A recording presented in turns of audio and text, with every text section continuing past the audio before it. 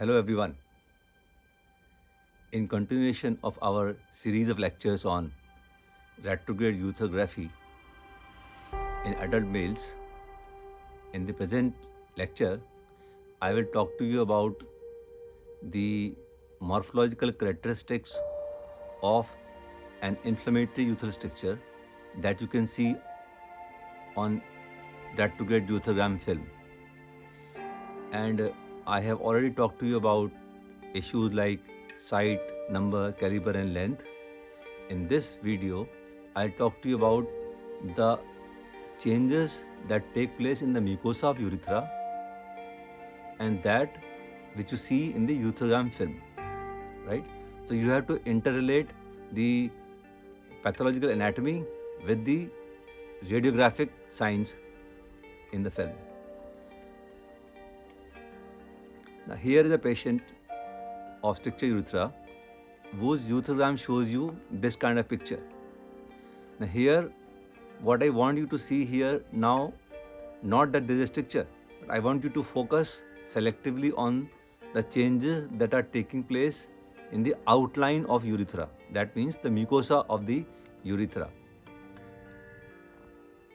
In the mucosal changes, I want you to then divide your attention.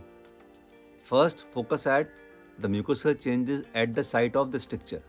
And the stricture in this film is outlined by a red mark. Then next, you focus your attention on mucosa of the urethra or the outline of urethra distal to stricture. Having done that, you move to the area of urethra which is proximal to the stricture. So I want you to observe changes in the urethral outline in the X-ray film in three areas. Just look at this mucosa of the urethra, which you see in a normal person, and here is a small stricture. Just see the smoothness and clarity of the urethral mucosa. But in some other patients, when you withdraw with the scope, this patient has stricture urethra, this is stricture urethra, and you come out, you notice a polypoidal change that has taken place in the urethral mucosa. This has happened as a result of indwelling catheter. So the point I'm trying to make that you can have either a normal mucosa or you can have inflamed mucosa and you can have all varieties of mucosal inflammation. Let me talk to you first about the changes that take place proximal to stricture. And I would like you to see that this is how on the spongiosal tissue the urethral mucosa is arranged. The urethral mucosa is directly overlying the spongiosal tissue. There is very little lamina propria tissue, very little. But when there is stricture urethra and when there is an inflammatory stricture urethra and there occur episodes of inflammation, more and more inflammation, infection and more infection, the mucosa changes, and from normal smooth mucosa it becomes a wavy, uneven, polypoidal, irregular mucosa. Here's a video for you to appreciate what kind of appearance can happen.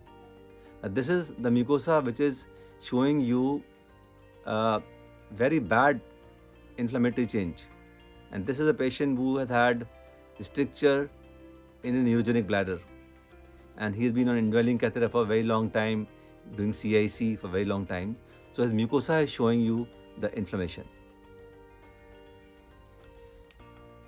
Here is a video of another patient where you're looking at the mucosa of urethra just proximal to the stricture, and you look at this whitish tissue which is overlying the urethral wall. This is squamous metaplasia. In some patients, you can actually detach it. This whitish is like icing on the. It's just like on the cake you have put some icing. So urethra can change so much.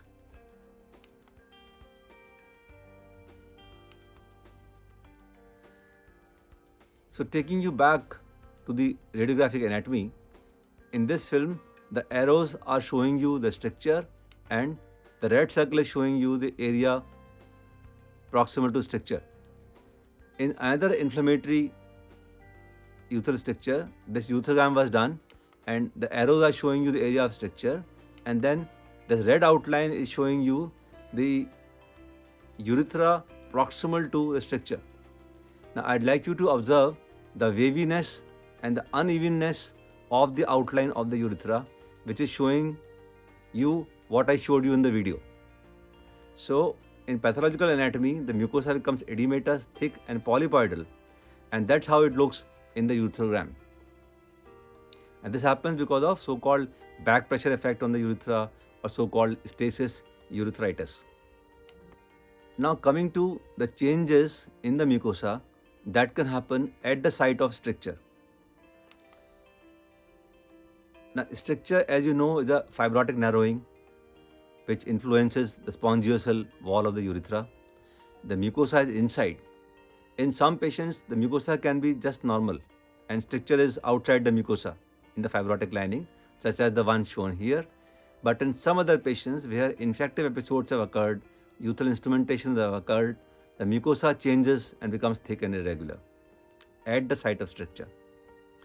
And that is what you can observe in some patients in urethrogram. Now here is a urethrogram of inflammatory urethral stricture where the red outline is showing you the stricture, right? Can you see the outline of the urethral mucosa? It is looking smooth, normal. It is showing you stricture, all right. But if you see the outline of the contrast which is filling the urethral lumen, it is smooth.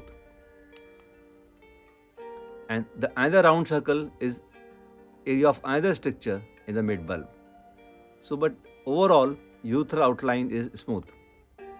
Now, here is a patient of inflammatory urethral stricture and his retrograde urethrogram where the stricture is marked by the red outline.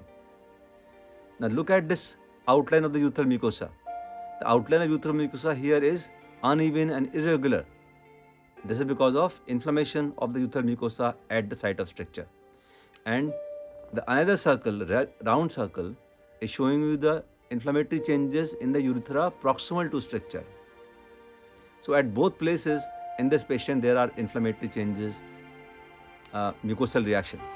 Now I just like you to compare the picture A from picture B. Picture A, both pictures are of inflammatory urethral stricture. In picture A, you will see a smooth urethral outline, and picture B, you will see uneven urethral outline at the site of stricture. Then you see another patient. A has a stricture which showing uniform narrowing of urethra and very, very smooth outline of urethra. But in B, you will see an uneven outline of urethra, again indicating mucosal edema. Now, the point I'm trying to make here is the mucosal edema can be at various stages, and you will see the variation in the stages in retrograde urethrogram also. In this patient, look at the film A, which is showing you an inflammatory urethral stricture, a catheter-induced stricture. Urethra is very beaded like, but just don't look at the beads in the urethra for the time being. Look at the outline of these beads, I mean the urethral outline, and you will see that it is how smooth it is. But if you focus your attention on the picture B, you will see that the outline of the urethral wall is very, very wavy, uneven. Right? So this is indicating what I'm trying to say, urethral wall inflammation. Urethral wall changes due to long-standing, recurrent, chronic inflammation. Now let me draw your attention to changes distal to stricture. Distal is in reference to the anatomy, but in reference to endoscopy, this means what comes before the stricture, right? So please understand me correctly. When I say distal, I'm referring it to in terms of anatomy, below the stricture. So here is a patient's urethrogram. He's had inflammatory urethral stricture, and in this film, you will see stricture here, the golden yellow arrow. But if you look at this entire urethra, which is distal to stricture, you see uneven, irregular, reactionary, so to say, it's called urethritis. So most patients of urethral stricture who may have stricture at penobulbar junction or in the mid-bulbar urethra, but the rest of the urethra also, which is the pendulous urethra, may not show you stricture at that point of time, but may show you changes of urethritis. At this point, you must observe because this has a lot of implication on how you treat this patient. So, in this video, I try to explain to you that the mucosal changes are very important and you have to have an eye to observe the mucosal changes in patients of inflammatory urethral stricture in that particular ureterogram. You have to observe all these changes very, very systematically.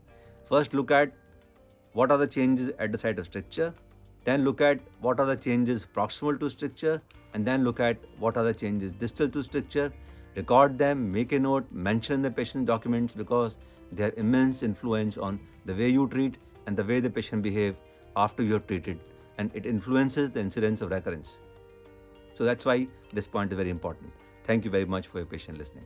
In case you have any questions related to this presentation, you can write your query on my email drdalila24@gmail.com, and for more videos on similar topic you can go to my site, Dalila Academy of Urology. Thanks very much.